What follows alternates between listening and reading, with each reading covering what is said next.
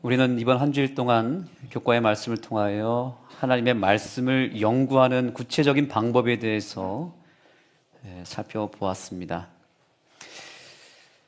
오늘 우리는 다시 한번 이번 한 주일 동안 우리에게 주신 이 교과 말씀 속에 하나님께서 부여하신 말씀 묵상의 가치를 함께 연구하고, 이 말씀 묵상이 오늘날 마지막 시대를 살아가는 우리 재림 성도들에게 얼만큼 가치가 있고 중요한지를 함께 살펴보기를 원합니다. 여러분에게 질문을 드리겠습니다. 세상에서 가장 맛있는 라면은 어떤 라면일까요? 진라면이요? 신라면? 뺏어 먹는 라면? 한 입만 라면? 뭐 경험들이 다양하시네요. 우리가 지난주에는 이 명봉산 산 꼭대기에 올라가서 컵라면을 먹었는데, 산 위에서 먹는 라면이 엄청 말로 표현할 수 없을 만큼 맛있었습니다.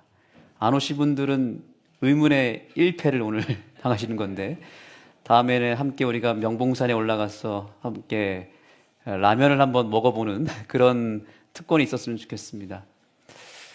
세상에서 가장 맛있는 라면은 어떤 라면인가? 박성원 목사가 끓여주는 라면입니다. 반응이 좀 그렇습니다. 제가 우리 아내보다 한 가지 잘하는 게 있는데 그건 라면입니다. 라면은 제가 좀 더 잘 끓이는 것 같다고 우리 아이들이 고백을 해줬습니다. 그래서 그래도 여러분, 저는 요리하는 남자입니다. 라면 정도는 그래도 제가 수십 년 연구한 박사로서 라면을 어떻게 끓여야 맛있는지를 잘 알고 있습니다. 여러분들이 경험하기를 원하시면 저희 집에 오시면 제가 한번 끓여드리겠습니다. 세상에서 가장 맛있는 라면은 어떤 라면인가? 아무도 맞추지 못했습니다. 예? 아닙니다. 바로 매뉴얼대로 끓이는 라면입니다. 많은 연구가들이 이 라면에 대해서 연구한 끝에 내린 결론이 뭐냐면, 이 라면 봉지 뒷면에 라면 끓이는 방법, 그 매뉴얼대로만 끓이면 가장 맛있게끔 만들어 놨습니다. 그래서 한 유명한 요리사도 얘기하기를 그냥 매뉴얼대로만 끓여라, 이렇게 얘기를 하고 있어요. 그러면 최고의 맛이 난다고 합니다. 여러분, 오늘 우리는 이 성경을 어떻게 묵상하고 연구해야 되는지에 대한 고민을 하는 시간인데요. 미리 결론을 말씀드리면, 하나님의 말씀을 연구할 때에도 무엇을 통해서 해야 될까요? 무엇을 통해서 해야 되죠? 매뉴얼대로 연구하시면 됩니다. 그러면 그 말씀을 묵상하는 매뉴얼이 성경에 기록되었을까요? 안 되어 있을까요? 기록되었으니까 제가 얘기를 하겠죠. 우리가 왜 말씀 묵상이 어려운가, 또 말씀 묵상을 통해서 왜 하나님 만나는 것이 때때로 힘이 드는가 생각해 보니까 무엇대로 하지 않아서 그런 거예요?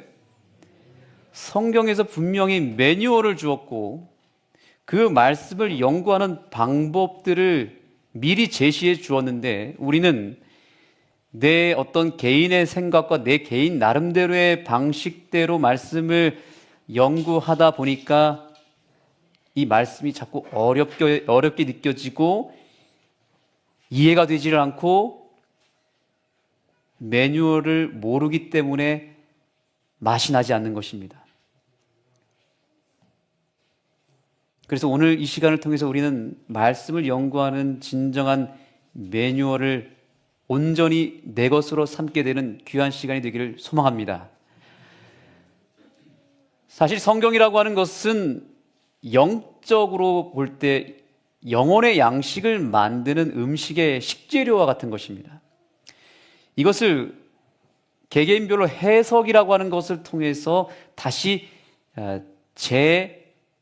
가공을 해서 요리를 하여서 맛있는 음식으로 만들어야 되는 것은 우리의 몫으로 주셨다는 사실이에요. 그래서 무엇대로 요리를 해야 된다? 매뉴얼대로 읽고 매뉴얼대로 묵상하고 매뉴얼대로 연구하게 되면 이 하나님의 말씀이 우리에게 생명으로 다가올 줄 믿습니다. 자, 이스라엘 백성들에게 하나님께서는 만나라고 하는 하늘의 양식을 허락해 주셨습니다. 신명기 8장 3절의 말씀입니다. 다 같이 읽어보겠습니다. 시작.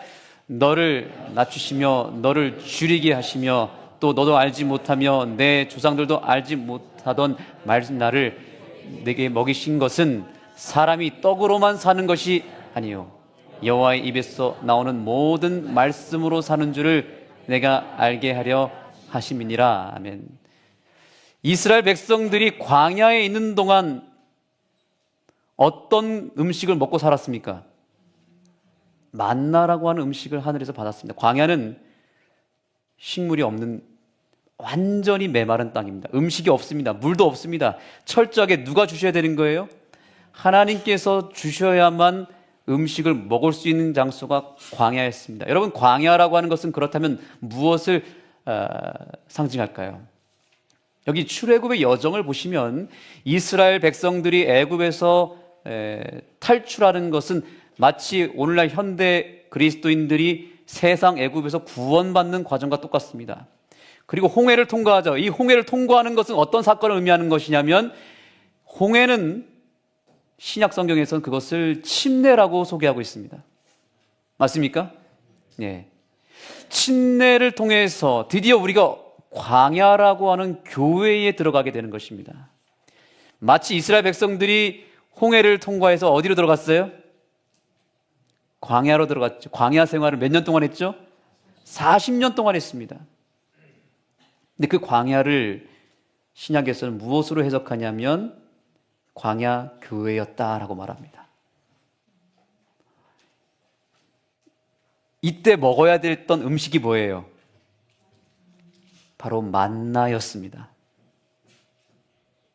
언제까지 먹은 줄 아십니까? 요단강을 건널 때까지 만나를 먹어야 했습니다.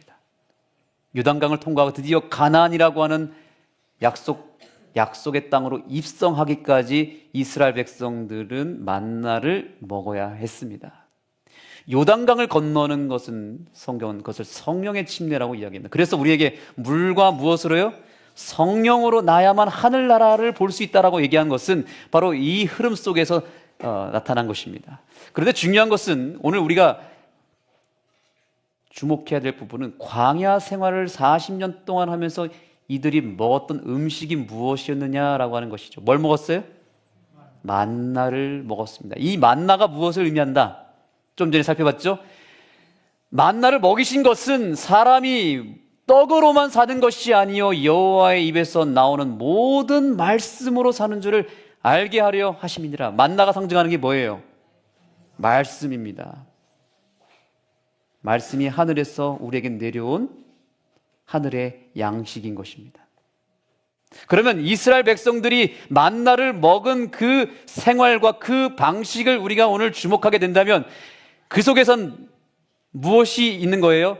우리가 하나님의 말씀이라고 하는 이 만나를 먹을 때에 배워야 될 매뉴얼과 방식들이 담겨져 있을까요?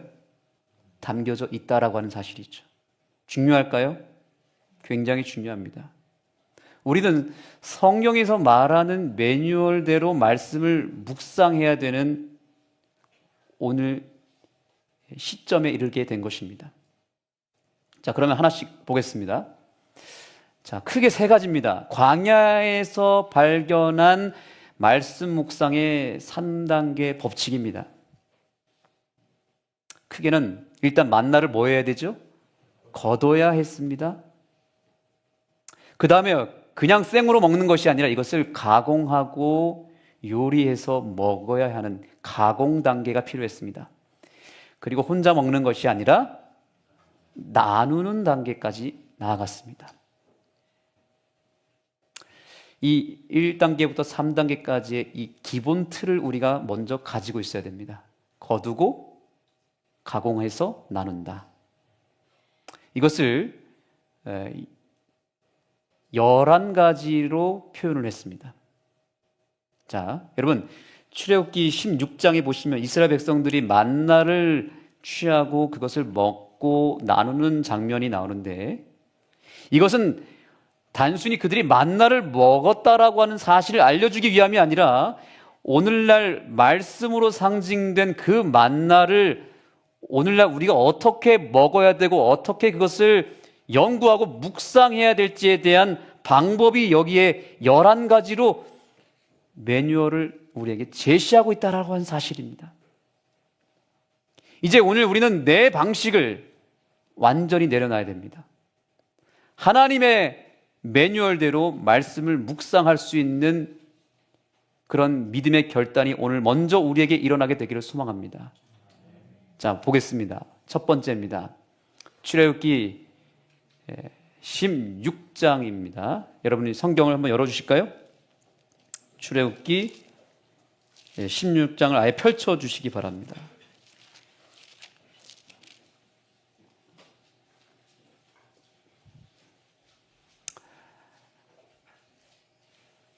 자, 여기에는 먼저 만나를 어디서 취했고 언제 취했는지에 대한 장소와 시간이 먼저 나옵니다. 13절을 보시겠습니다. 저녁에는 메추라기가 와서 진에 덮이고 아침에는 이슬이 어디에요? 진 주위에 있었다라고 말하고 있습니다. 진 주위에 있었다. 여러분 기억하시기 바랍니다. 하나님의 말씀은 정해진 장소에서 취했습니다. 근데 진 주위라고 하는 것은 뭐냐면 진 밖으로 나갔다는 것입니다. 진 안이 아니라 진 밖으로 나갔다. 여러분 우리가 하나님의 말씀이라고 하는 이 만나를 받을 때에도 특정한 장소가 필요합니다. 우리가 일어나서 주섬주섬 일어나서 침실에서 말씀을 보는 것과 일어나서 세수를 하고 이 말씀을 받기 위해서 내가 따로 구별한 장소로 들어가서 읽는 것과 차원이 있을까요? 차이가 있을까요? 없을까요? 분명히 차이가 있습니다. 가능하면 진 안에서 먹는 것보다는 어디서요? 진 밖에서 말씀을 취하는 것이 더 중요합니다. 가능하면 교회로, 가능하면 어떤 특정한 장소로, 산으로, 혹은 내가 따로 정한 말씀을 받고 하나님을 만날 수 있는 내 나름대로의 기도 장소, 혹은 교회, 혹은 모여서 묵상할 수 있는 그런 어떤 장소를 찾는 것은 중요한 일입니다. 장소뿐만이 아닙니다. 16장 21절 보겠습니다. 무리가 언제요? 아침마다 각 사람은 먹을 만큼만 거두었다라고 말하고 있습니다. 해가 뜨고 햇볕이 뜨거워지면 만나가 사라졌습니다. 그래서 언제 말씀을 주셔야 됐어요? 아침에 주셔야 했다는 것입니다. 여기 13절에 나오죠. 아침에는 이슬이 진 위에 주어졌다라고 말하면서 아침 시간, 새벽 시간에 말씀을 취하는 것이 중요하다라고 하는 것을 말하고 있습니다. 실제로 여러분 아침에 말씀 묵상을 할 때 확실하게 은혜가 더 크게 다가옵니다. 아침에 말씀을 살피면 더 선명한 하나님의 음성을 들을 수 있습니다. 이것은 변함없는 원리입니다. 그래서 여러분 교과에서도 연구했듯이 예수님께서 새벽 오히려 미명에 어디로 들어가서 한적한 곳에 가서 기도하시더니 라고 하는 말씀이 있습니다. 예수님도 시간과 장소를 구별하셨다라고 하는 사실을 우리가 기억할 때 하물며 예수님보다도 훨씬 더 연약한 우리가 하나님의 말씀을 취하고 하나님을 만나기 위한 장소와 시간을 구별하는 것은 당연한 일인가요? 오늘 우리가 이 시간을 통해서 이 하나님의 매뉴얼을 내 것으로 삼게 되기를 소망합니다. 하나님을 만나기 위해서 여러분의 장소를 구별하시기 바랍니다. 침실에서 벗어나서 진 밖에서 여러분께서 하나님을 만날 수 있는 장소를 찾을 때 하나님은 그 장소를 기억하시고 그 장소에 찾아오시고 내가 구별한 그 시간을 하나님도 구별하셔서 그 시간에 나를 만나기 위해서 다가오시는 예수님을 얼마든지 만날 수 있다라고 하는 사실을 잊지 마시게 되기를 소망합니다. 두 번째입니다.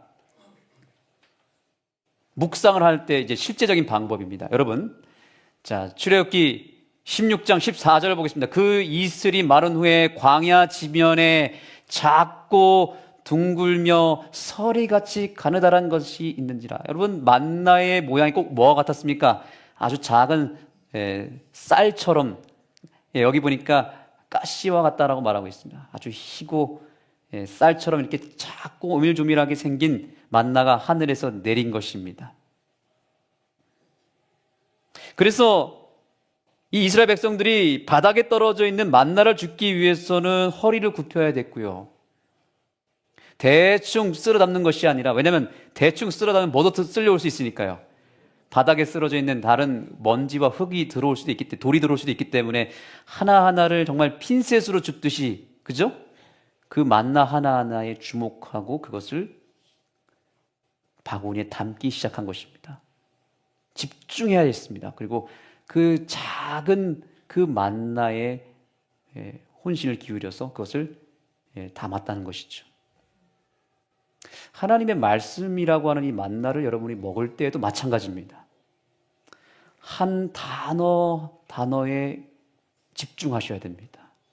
한 문장에 집중하셔야 됩니다.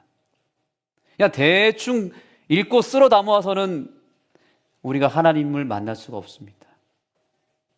그래서 말씀을 묵상할 때는 정말 마치 작은 쌀을 줍는 듯, 예전에 우리가 그런 학생들과 그런 게임을 했습니다. 쌀을 이 큰 다라에다가 쌀을 한 포대를 부어 놓는 거예요.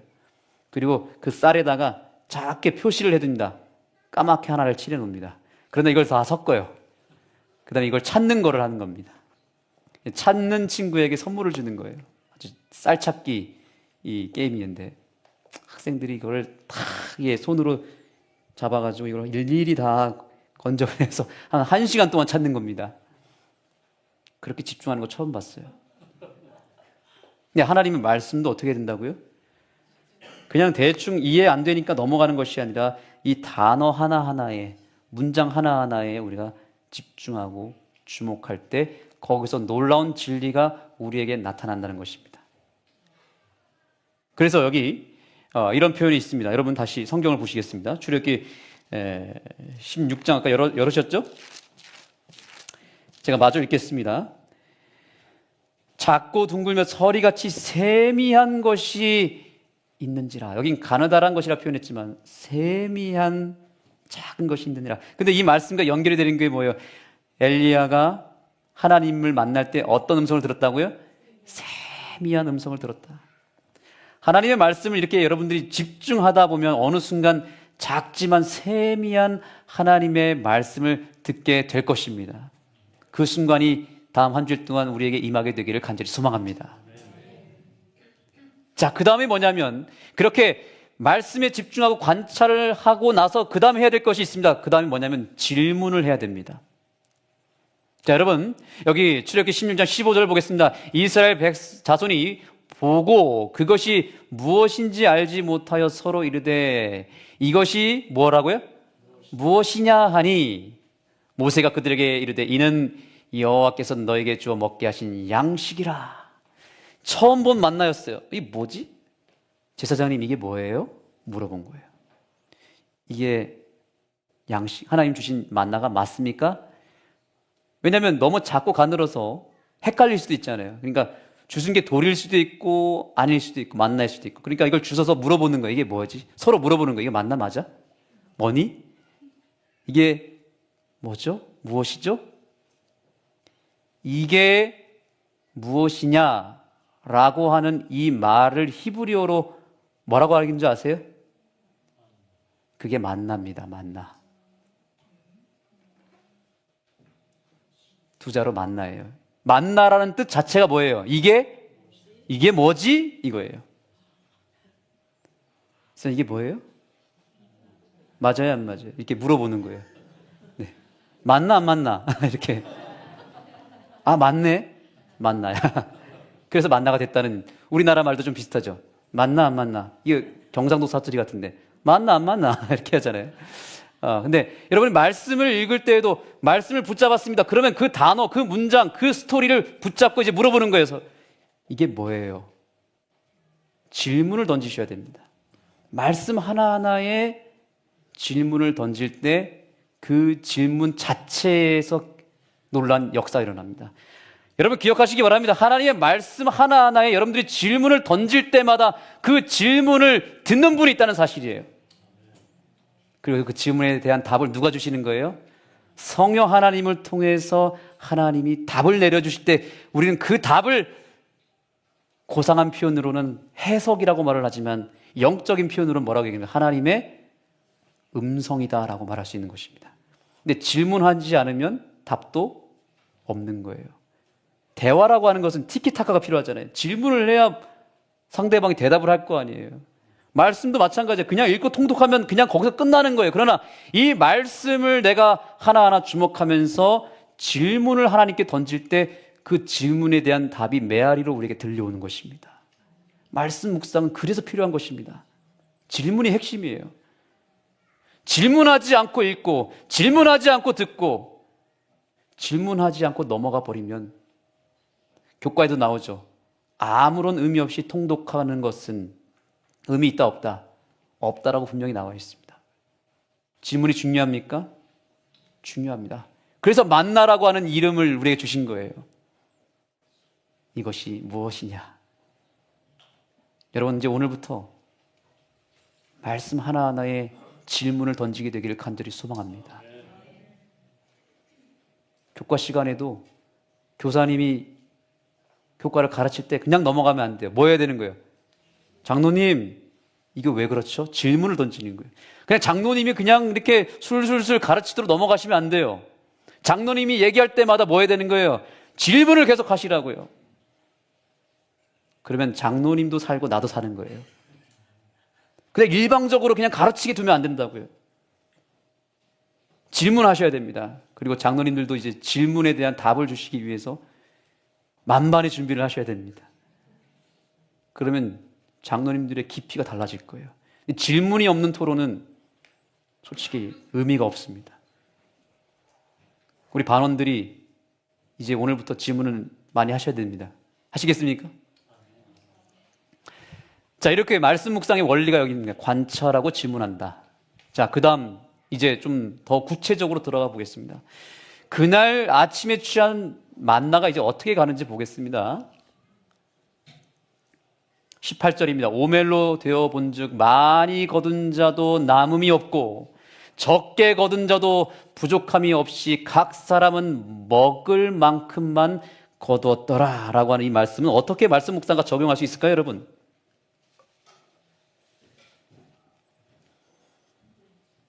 많이 거둔 자도 남음이 없고 적게 거둔 자도 부족함이 없다.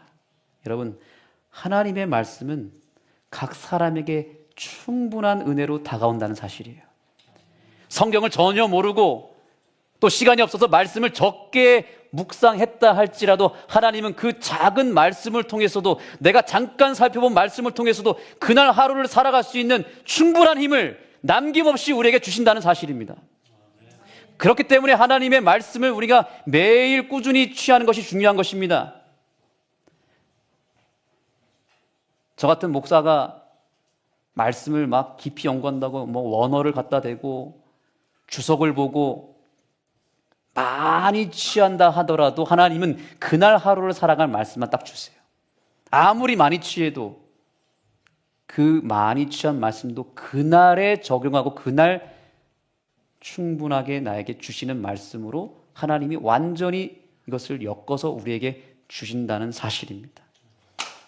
맞춤형 은혜, 충분히 우리에게 주시는 그 말씀의 은혜를 우리 모두가 경험하게 되기를 간절히 소망합니다. 자, 여러분, 그런데 또 중요한 것이 있습니다. 19절로 20절의 말씀, 여기 두 번째 아랫단에 있는 말씀을 다 같이 읽어보겠습니다. 시작. 아무든지 아침까지 그것을 남겨두지 말라 하였으나 덜어는 아침까지 두었더니 벌레가 생기고 냄새가 난지라. 자, 여러분, 만나의 유통기한은 며칠이었어요? 하루였다는 사실입니다.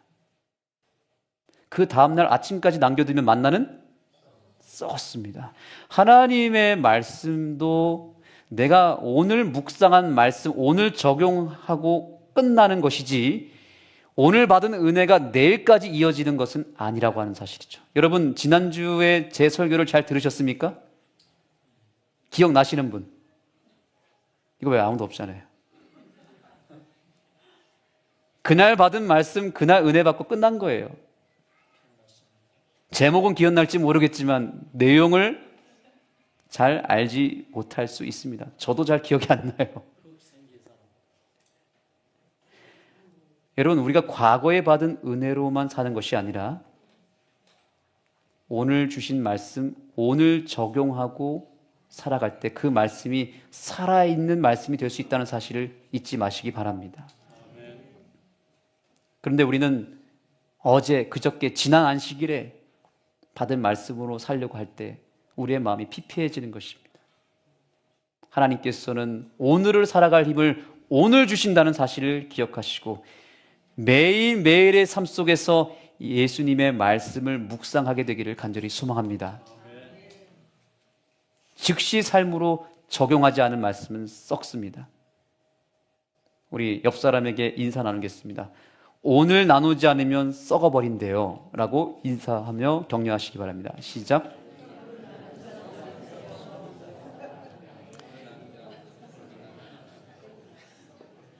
내일에 살아갈 힘은 내일 말씀에서 얻으셔야 됩니다. 우리는 하루하루 그렇게 하나님의 은혜로 살아가는 존재임을 잊지 마시기 바랍니다. 가공할 수 있어야 됐습니다. 여기 출애굽기 16장 23절입니다. 모세가 그들에게 이르되 여호와께서 이같이 말씀하셨느니라. 내일은 휴일이니 여호와께 거룩한 안식일에는 너희가 구울 것은 무엇하고요? 굽고 삶을 것은 삶고 그 나머지는 다 너희를 위하여 아침까지 간수하라 라고 그랬습니다. 놀라운 것은 이 만나는 요리를 할 수 있었어요. 삶을 수도 있었고 튀길 수도 있었고 구울 수도 있었고 샐러드로 만들어 먹을 수도 있었습니다. 다양하게 적용할 수 있었어요. 하나님의 말씀은 참으로 신비한 것은 다양한 곳에다가 다양하게 내가 재료를 활용해서 요리하여 먹을 수 있는 은혜가 있다는 것입니다. 제가 2주 전에 우리 교회 남집사님이신데 피집사님 사업장을 방문했습니다. 그분과 여러 이야기를 나누는데 그분이 신앙에 여러 고민이 있더라고요. 그런데 결국엔 답은 말씀으로 돌아가자였습니다. 그래서 그 집사님께서 제가 이제 정말 말씀으로 돌아가고 싶습니다. 그래서 제가 말씀 묵상을 권했습니다. 우리 같이 말씀 묵상 운동했으면 좋겠습니다. 근데 그러면서 그분이 얘기하시기를 최근에 어느 한 지인이 이런 얘기를 했다는 거예요. 회사 생활을 하는데 회사 회의를 진행하는데 말씀을 그날 살핀 거예요. 잠언에 있는 말씀에서 그 내용이 뭐냐면 사람들 앞에서 침묵하라라는 어떤 말씀이었다고 하더라고요. 제가 정확한 말씀을 못 들었지만 입을 열지 말고 듣고 침묵하라는 거죠. 그래서 그 말씀대로 순종해 봤대요. 그때 회의가 그날따라 너무 잘 됐다는 것입니다. 자기가 말을 많이 한 게 아니라 그 말씀에 순종해서 정말 그날 말씀에 따라 순종하고 적용해서 침묵을 했더니 회의가 잘 이루어지고 어려운 문제가 풀렸다라고 하는 고백을 들었다고 하면서 하나님의 말씀대로 사는 것이 이런 것이다라고 하는 고백을 했습니다. 이스라엘 백성들이 만나를 취할 때 나이가 많으신 어르신들에게는 아마 이 만나를 삶아서 드렸을 것입니다. 아이들을 위해서는 바삭바삭 튀겨서 줬을지도 모르겠습니다.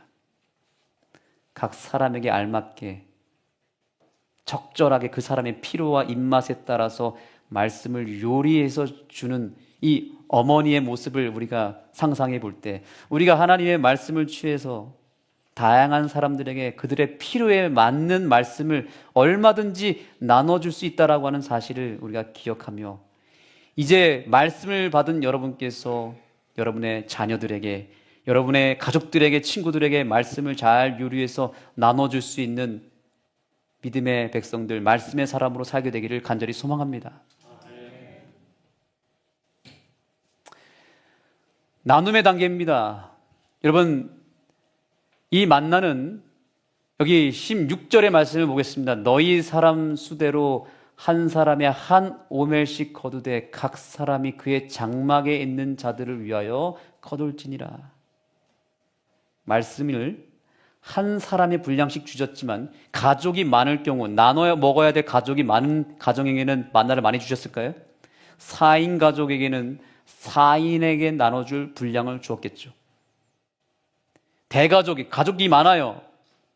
10명, 20명 되는 가족이었다면 하나님이 그 가정에 얼만큼 주셨을까요? 그 가족의 수만큼 풍성하게 주셨을 것입니다. 여러분, 만약에 내가 하나님의 말씀을 나눌 수 있는 내 영적인 식구들이 많으면 많을수록 하나님은 그 사람에게 말씀을 적게 주실까요? 아니면 그 수만큼 주실까요? 그 수만큼 풍성하게 주신다라고 하는 사실입니다. 그러므로 신앙이라고 하는 것은 내가 혼자 하면 나 한 사람을 위한 것만 받겠지만 내가 다른 사람을 섬기고 다른 사람에게 말씀을 나눠주고 예수님의 사랑을 증거하기 위하여 내 사랑하는 식구, 영적인 커뮤니티 소그룹과 가족들을 늘리면 늘릴수록 하나님은 그 사람들에게 나눌 수 있는 분량을 더 많이 허락해 주신다는 사실입니다. 아까 우리 소그룹, 마주봄 소그룹의 찬양을 들어보면서 여러분 감동을 받으셨습니까? 요즘 마주봄 소그룹이 아주 핫합니다. 아주 모여서 같이 찬양하고 말씀을 연구하고 또 음식도 나눠 먹으니까 박영재 집사님 지난주에 제가 통화하니까 아주 그냥 텐션이 위로 탁 올라가가지고 신이 나셨더라고요. 이렇게 신난 목소리 좀 처음 들어봤습니다. 목사님 저희 집에 오세요 이러시면서 들어보니까 찬양 소리가 들리고. 집사님 요즘 행복하시죠? 네. 예. 박영재 쌤이 저렇게 행복한 모습을 제가 새삼 요 근래 보면서 소그룹의 가치를 알게 됐습니다. 나눔의 축복. 내가 홀로 신앙할 때는 메말랐었는데 나눌 수 있는 사람들이 늘어나니까 얼마나 풍성합니까? 그런데 여러분, 음식도 나누면 맛이 있는데 하나님의 말씀의 양식이 만나도 나누면 맛있을까요? 기가 막히게 맛있어지는 것입니다. 더 풍성해집니다. 하나님의 말씀을 나눌 수 있는 은혜가 저와 여러분의 삶 가운데 임하게 되기를 간절히 소망합니다. 안식일에는 어땠습니까? 이 만나가 매일매일 내리는 만나는 유통기한이 하루였습니다. 그런데 놀랍게도 금요일에 내리는 만나는 유통기한이 며칠이었어요? 이틀이었고, 또한 안식일에는 만나가 내렸어요, 안 내렸어요? 안 내렸습니다. 이걸 만나의 기적이라고도 하죠. 왜 하나님은 안식일에 만나를 내리지 않았고 또 금요일에는 또 내리는 만나는 이틀까지 연장시켜 주셨을까요? 그렇습니다. 안식일 계명을 지키라고 주신 것도 있습니다. 그런데 말씀 묵상의 차원에서 볼 때에 여러분, 하나님의 말씀은 안식일에는 계속 나눠야 됩니다. 매일매일 말씀 묵상을 한 사람들이 안식일에 나눌 수 있는 특권을 갖게 됩니다. 그런데 우리는 때때로 매일매일 말씀 묵상을 하지 못하고 안식일에 말씀을 받으려고 하다 보니까 이것이 영적으로 체하는 경험을 하게 됩니다. 그런데 하나님의 말씀을 평상시에 매일매일 묵상한 사람들이 안식일에 모여서 말씀을 나눌 때 그 말씀은 썩지 않고 은혜로운 말씀, 생명의 말씀으로 나눠지게 되는 것입니다. 우리가 안식일에는 이제 말씀을 나누는 날로 삼아야 될 줄 믿습니다. 그런데 어떤 말씀이어야 될까요? 그저 목사님에게 들은 말씀이 아니라, 예배 시간에 그날 들은 말씀이 아니라 내가 한 주일의 삶 가운데 매일의 삶 속에서 묵상하고 만났던 그 말씀, 그 예수님을 안식일에 나눌 때 그 안식일이 최고의 안식일이 될 줄 믿습니다. 여러분, 이것이 하나님의 매뉴얼입니다. 안식일에는 말씀을 나누라고요. 만나를 받는 것이 아니라 이날은 나누는 날이다. 그러기 위해서는 매일매일 무엇 해야 된다? 매일 말씀 묵상이 되어야만 안식일에 나눌 수 있다. 이렇게 말씀 묵상을 통해서 우리가 받게 되는 특권은 무엇인가? 자, 여러분 성경을 좀 찾아보시겠습니다. 성경 출애굽기 16장 31절입니다. 여기 글씨가 잘 보이시는 분들은 읽으셔도 되고요. 잘 안 보이시는 분들은 직접 찾으시면 되겠습니다. 그 모양은 가시 같고 희고 맛은 무엇과 같더라? 꿀 섞은 과자 같더라. 만나의 맛이 어땠어요? 꿀보다도 더 달았다는 것입니다. 이 말씀과 짝을 이루는 게 뭐냐면 시편 119편 103절입니다. 다 같이 읽겠습니다. 주의 말씀 시작. 주의 말씀의 맛이 내게 어찌 그리 단지요 내 입에 꿀보다 더 다니이다. 여러분 이 경험을 꼭 하시게 되기를 바랍니다. 말씀이 너무 달아. 근데 이 말씀이 달려면 무엇 해야 된다? 말씀을 묵상을 할 때 거기서 꿀처럼 달콤한 경험을 하게 됩니다. 내 상황을 어떻게 이렇게 잘하셨는지 하나님께서 그 상황에 맞는 말씀을 주셨고 그 말씀대로 살고 적용했더니 놀랍게도 내 삶의 문제가 해결되어지는 그 경험을 할 때 그때 내 머리 가운데 마음 가운데 무엇이 드는 거예요? 말씀이 달다. 이 경험을 우리가 해야 될 줄 믿습니다. 자, 마지막입니다.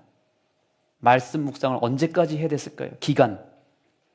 출애굽기 16장 35절 다 같이 읽겠습니다. 시작. 사람이 사는 땅에 이르기까지 이스라엘 자손이 40년 동안 만나를 먹었으니 곧 가나안 땅 접경에 이르기까지 그들이 만나를 먹었더라. 언제까지 말씀 묵상해야 됩니까? 한 1년쯤 하면 될까요? 한 10년쯤 하면 될까요? 아니요. 우리가 하늘나라 가는 그날까지 우리는 매일매일 말씀을 받아 먹어야 될 줄 믿습니다. 가나안에 들어간 사람들은 말씀, 하나님의 내려주신 만나를 먹은 사람들이 들어갔듯이 구원받을 사람들의 결과적인 특권, 결과적인 열매, 뿌리는 뭐냐면 살아있는 동안에 하나님의 말씀을 매일 묵상했던 사람들이 결국 하늘나라까지 입성하게 될 줄 믿습니다. 말씀을 이제는 그냥 의무적으로 읽는 것이 아니라 살기 위해서 묵상하게 되기를 소망합니다. 내 구원과 연결이 되어 있는 거예요. 결과적으로 그렇습니다. 자, 오늘 우리는 매뉴얼에 대해서 배웠습니다. 그런데 여러분 기억하시기 바랍니다. 완벽한 매뉴얼을 가졌다 할지라도 우리의 본성 속에 있는 죄로 인해서 결국 우리가 말씀 묵상을 통해서 받는 말씀은 다 썩게 되어 있습니다. 광야에서 남겨둔 만나가 부패했듯이 우리는 매뉴얼대로 말씀을 묵상해도 결국에는 썩게 되어 있습니다. 그런데 여러분 오늘 이 말씀 다 직접 찾아보셔야 됩니다. 16장 몇 절 보시냐면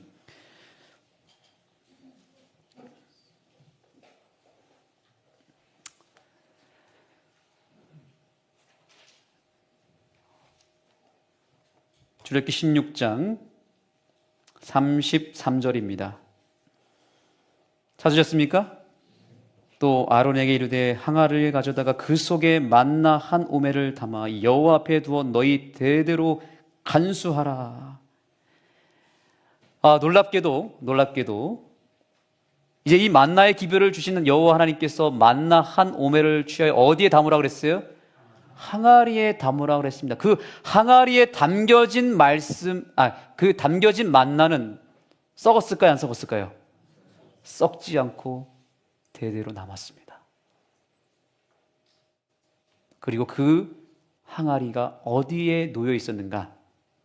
말씀을 담은 항아리 어디에 놓였을까요? 히브리서 9장 3절 4절입니다. 다 같이 읽겠습니다. 시작.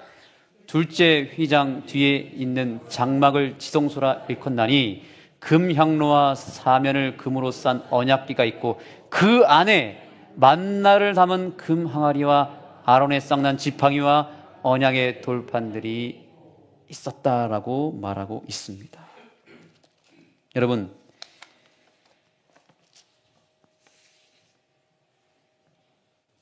이 항아리 안에 담겨져 있는 만나, 이것은 무엇을 상징했을까요?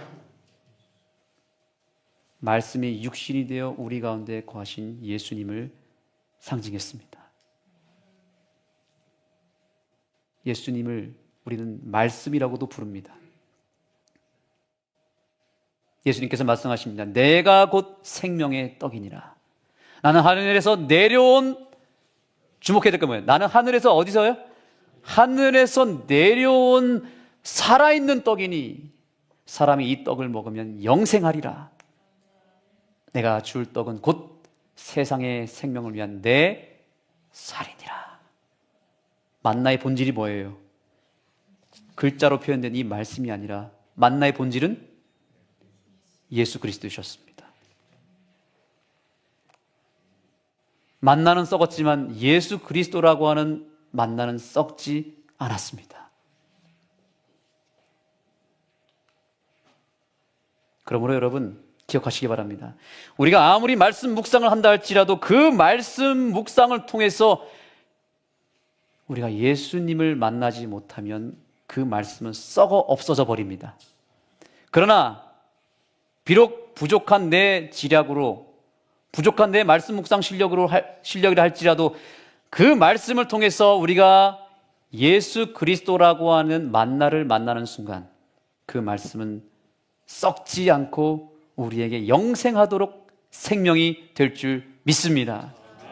이것이 말씀 묵상의 핵심입니다. 반드시 말씀 묵상은 예수 그리스도께로 나아가게 하고 그 예수님을 말씀 안에서 만나게 하는 능력이 그 말씀 안에 있다라고 하는 사실입니다. 이것이 말씀 묵상의 결론입니다. 오늘 제가 설교를 했습니다. 이 설교가 죽을 쓰는 설교라 할지라도 이 안에 예수 그리스도가 있으면 이 죽이 여러분을 살리는 생명이 될 줄 믿습니다. 그러나 아무리 화려하게 차려진 밥상이라 할지라도 그 안에 예수 그리스도가 계시지 않으면 그 밥은 썩어 없어질 음식에 불과한 것입니다. 여러분이 매일매일 취하는 그 말씀이 썩어버린 율법적 지식입니까? 아니면 썩지 않는 영생의 복음입니까?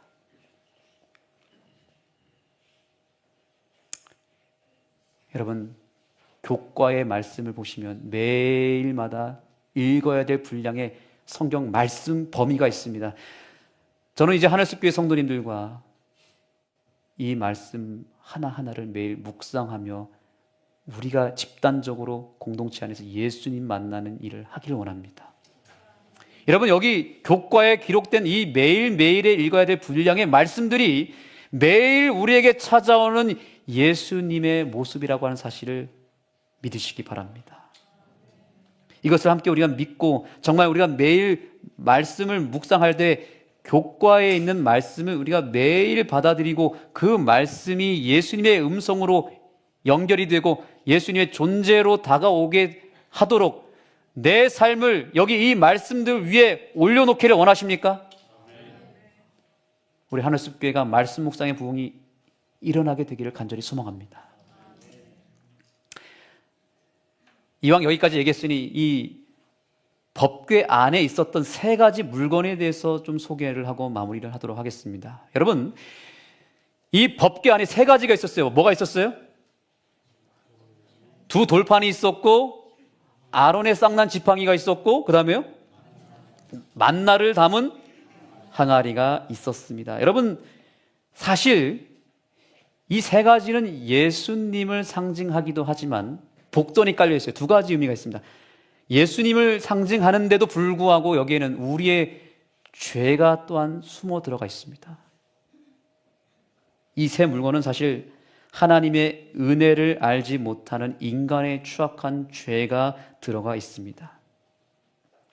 이 세 가지에는 이스라엘의 반역의 역사가 숨어 있습니다. 만나라는 항아리, 하늘의 양식을 거부하고 이스라엘 백성들이 불평불만을 했습니다. 애굽의 음식을 찾는 것입니다. 고기 까마가 그리운 것입니다. 그래서 이스라엘 백성들이 매일 만나를 받았음에도 불구하고 애굽의 음식을 찾았습니다. 하나님의 말씀으로 우리가 충분히 먹고 살 수 있음에도 불구하고 우리는 이 말씀이 아닌 세상의 지식과 세상 정보에 우리가 취하여 살고 있지 않습니까? 오늘 그 죄를 하나님 드러내고 있는 것입니다. 예수님으로 충분한데 그 예수님을 불신하고 세상의 방법과 세상의 철학과 세상의 지식을 추구하는, 세상의 즐거움을 찾아가는, 그래서 여호와 하나님의 은혜를 모독하는 우리의 죄를 드러내고 있는 것입니다.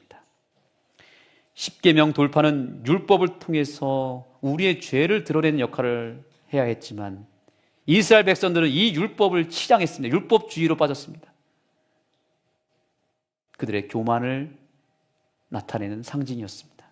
세 번째, 아론의 쌍난 지팡이.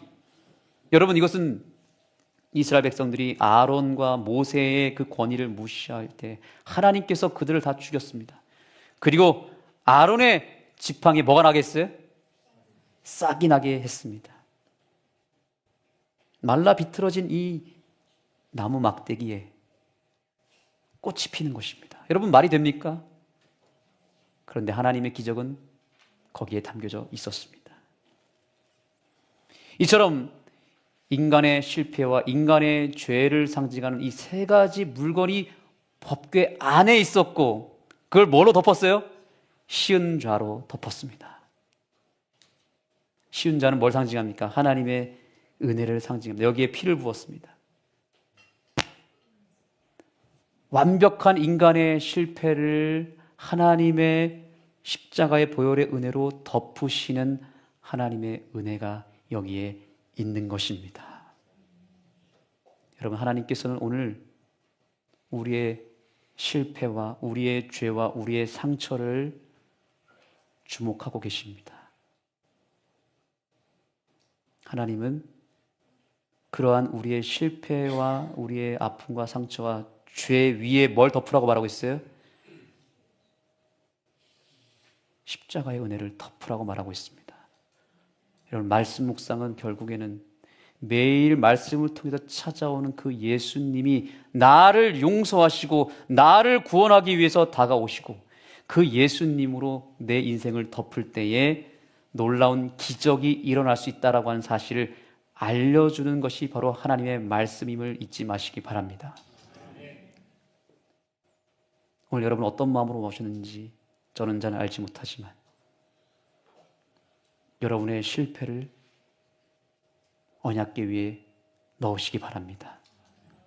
여러분의 죄를 넣으시기 바랍니다. 여러분의 아픔과 여러분의 상처를, 여러분의 인생의 삶의 짐과 문제를 예수 그리스도라고 하는 그 항아리 위에 넣으시기 바랍니다. 그리고 덮으세요. 십자가의 은혜로 완전히 덮어버리시기 바랍니다.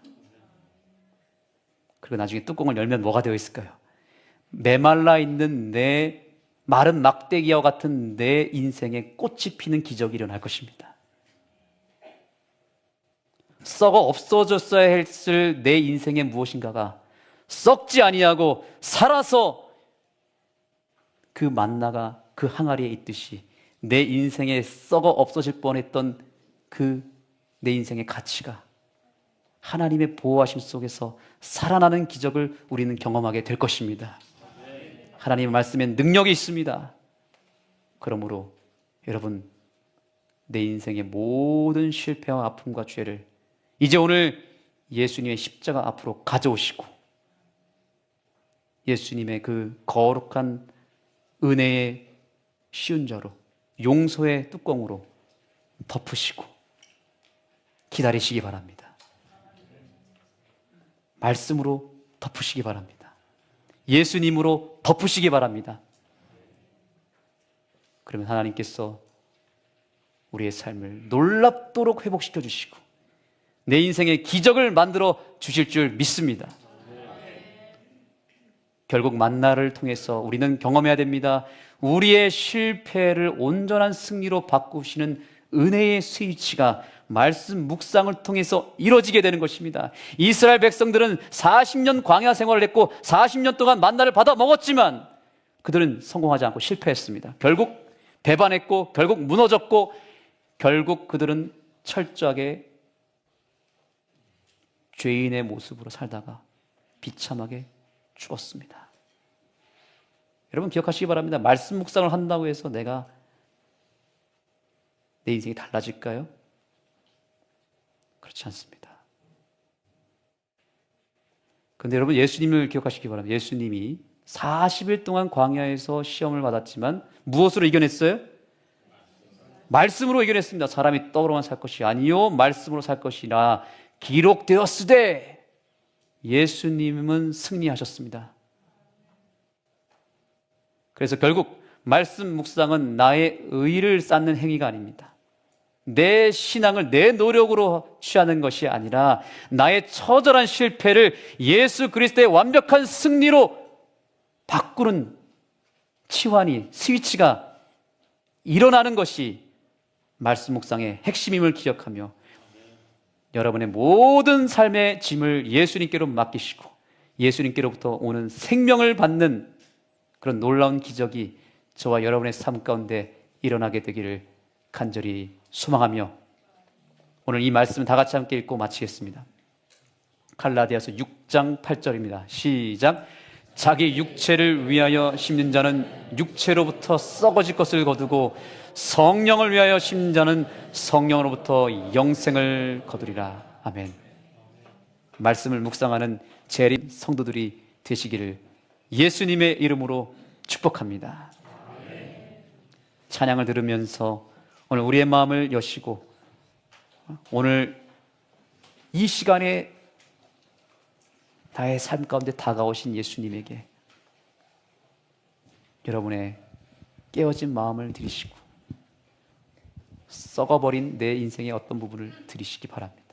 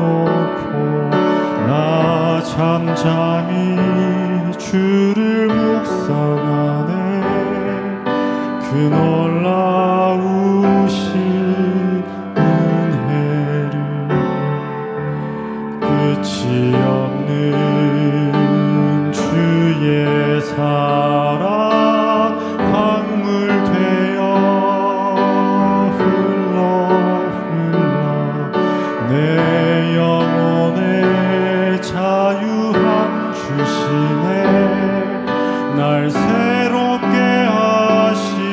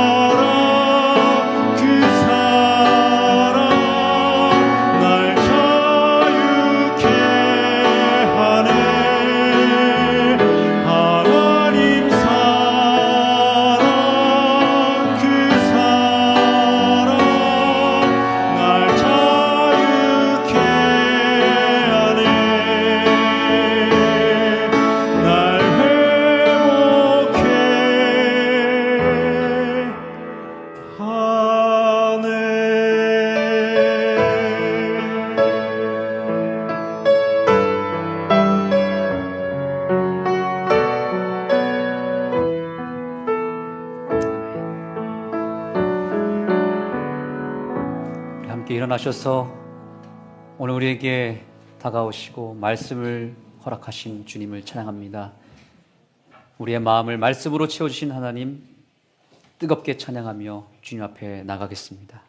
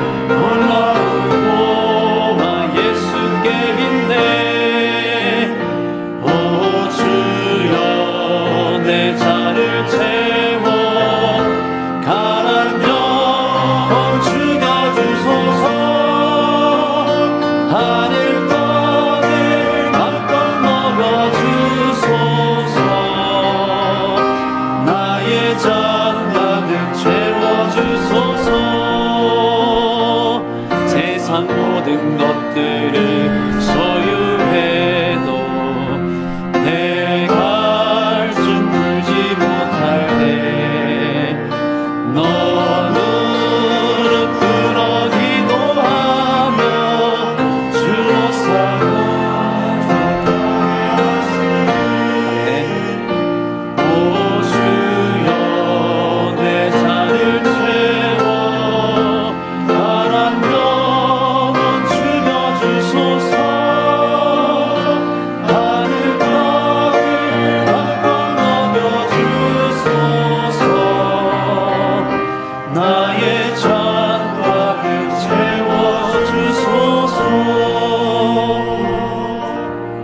아버지 하나님, 우리의 마음은 세상의 것으로 결코 채울 수 없음을 고백합니다. 예수님만이 채워줄 수 있는 공간이 있음을 우리가 믿습니다. 말씀으로 채워주옵소서. 하나님, 그러나 우리의 마음은 세상의 것으로 많이 부패하여 있습니다. 저희를 불쌍하게 여겨주옵소서. 그러나 우리의 상태와 상관없이 하나님의 말씀의 은혜로 덮었을 때 그 안에서 회복이 일어나고 기적이 일어나며 새 사람이 탄생한다는 사실을 기억하게 해주셔서 오늘 우리의 현실의 삶을 주님 앞에 온전히 내어드립니다. 주님의 은혜로 덮어주시고 주님께서 새롭게 변화시켜 주시고 살려주시고 구원하여 주시고 은혜를 베풀어 주옵소서. 하나님, 오늘 주님 앞에 감사의 예물을 드린 손길들을 기억하여 주시고 이 물질이 사람을 살리고 말씀을 증거한 일에 요긴히 사용되어지게 하여 주옵소서. 드린 손길 위에 하늘의 복을 채워주시고 하늘의 말씀을 배불리 먹여 주옵소서. 예수님의 이름으로 간절히 축복하며 기도드립니다. 아멘.